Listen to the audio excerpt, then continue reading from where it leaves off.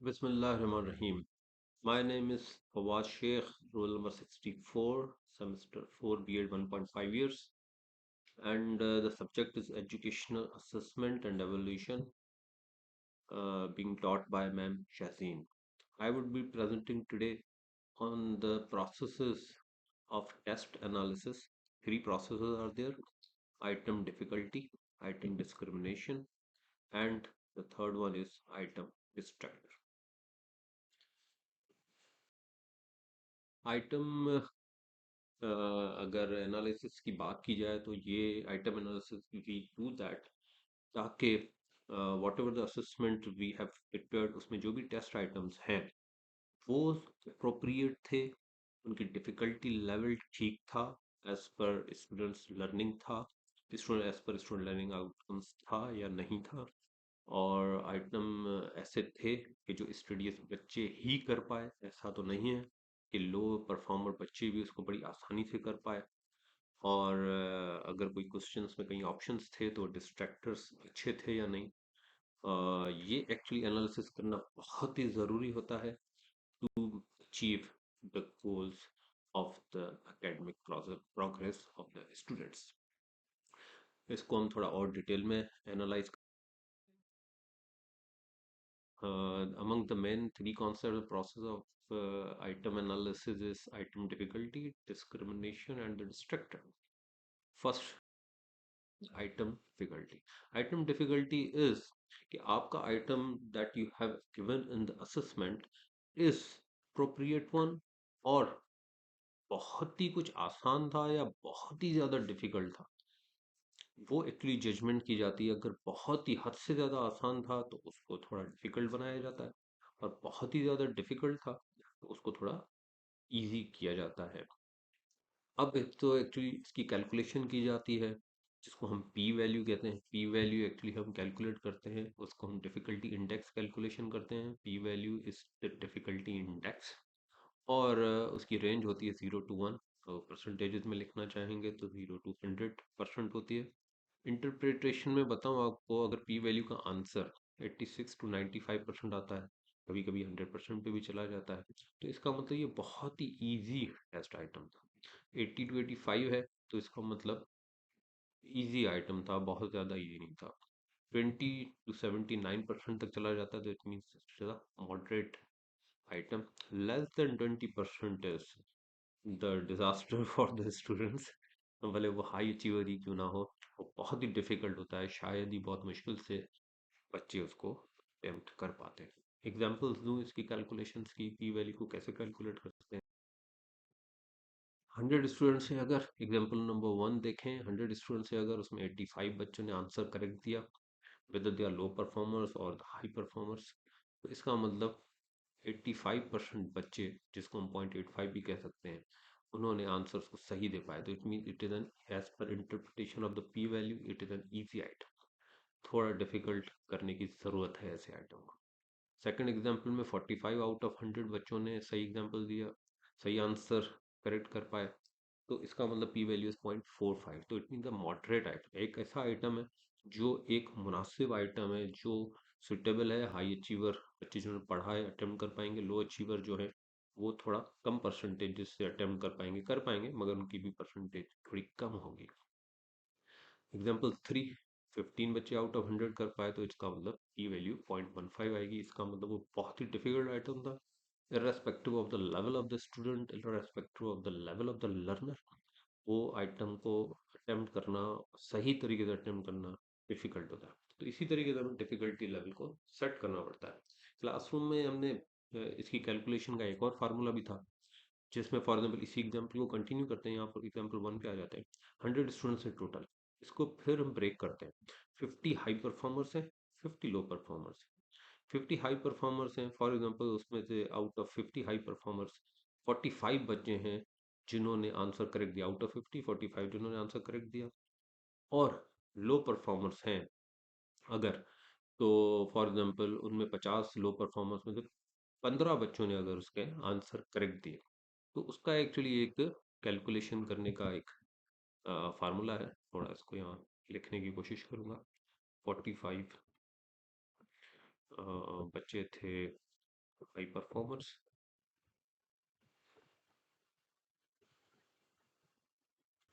और उसको प्लस करेंगे लो परफॉर्मर्स बच्चों से,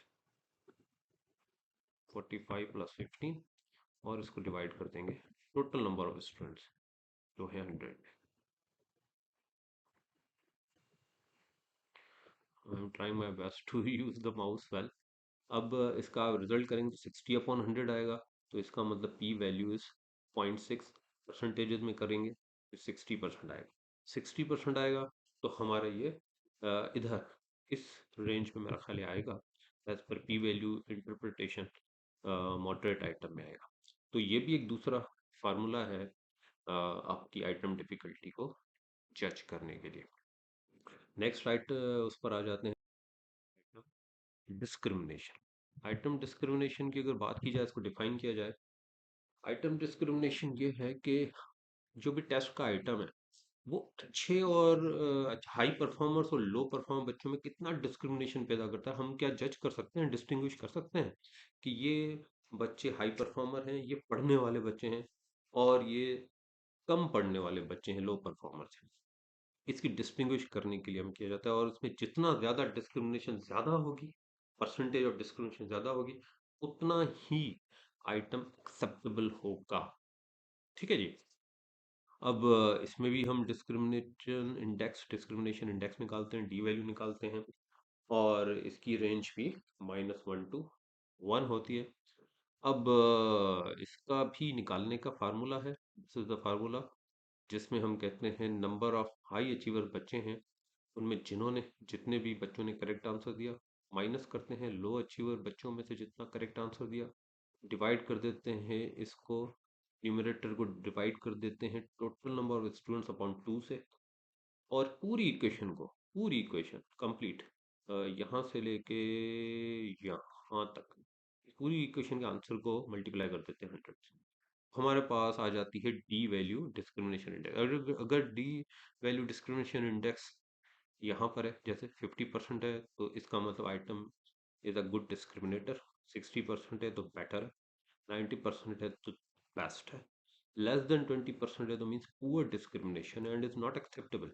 अब मैं फॉर एग्जाम्पल इसको बयान करूं, अगर लेस देन 20% है तो इसका मतलब ये है कि वो कोई इतना ही आसान क्वेश्चन था, इतना ही आसान क्वेश्चन था, जो हाई परफॉर्मर तो जाहिर बात है कर ही कर पाएंगे, लो परफॉर्मर भी इसको कर पाए। इसका मतलब आप डिस्क्रिमिनेट नहीं कर सके कि अच्छा बच्चा दोनों में से कौन सा था, पढ़ने वाला बच्चा कौन सा था, आउटपुट जिस बच्चे ने दिया तो कहाँ वो स्टैंड करता है। तो ये है इसकी कैलकुलेशन।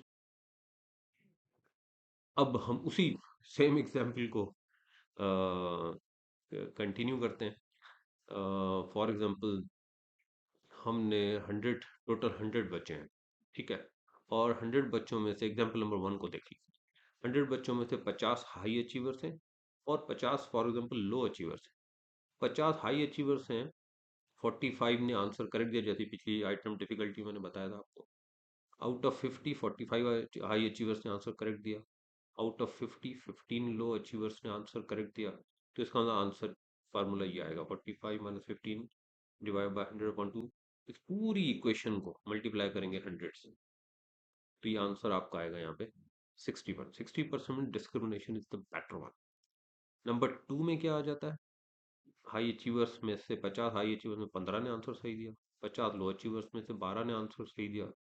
तो इसकी फार्मूला से कैलकुलेशन करेंगे तो ये आपका रिजल्ट आता है 6%, मीन्स पुअर डिस्क्रिमिनेशन है, नॉट एक्सेप्टेबल है।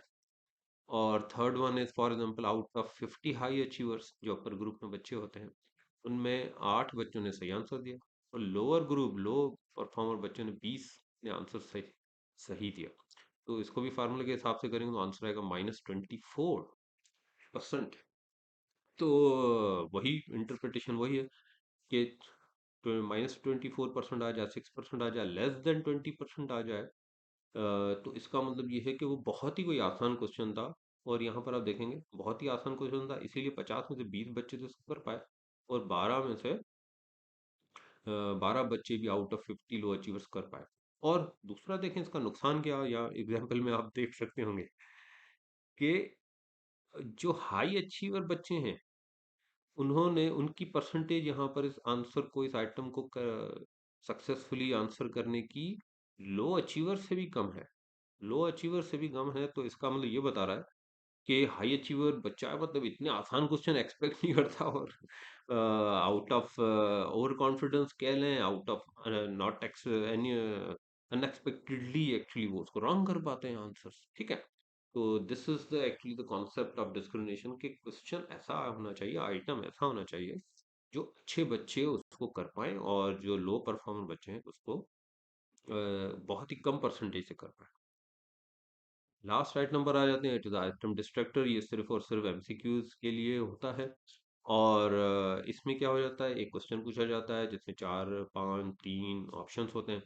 उसमें से ऑप्शन जो दिए जाते हैं, A B C D E, जितने भी उसमें ऑप्शन दिए हैं, वो सारे मतलब क्लोजली रिलेटेड हो, पॉसिबल उसके आंसर्स हों। वो ऐसा नहीं हो कि एक या दो उसमें से मतलब इतने आसान ऑप्शंस हों जो मतलब लो अचीवर बच्चा भी मतलब इजीली फील करे कि ये तो ऑप्शन हो ही नहीं सकता। इसकी कैलकुलेशन चले जाते हैं, ये थोड़ा बहुत आसानी से इसकी कैलकुलेशन देख लेते हैं आइटम डिस्ट्रक्टर की। एक फर्ज में क्वेश्चन है, what is the capital of Pakistan.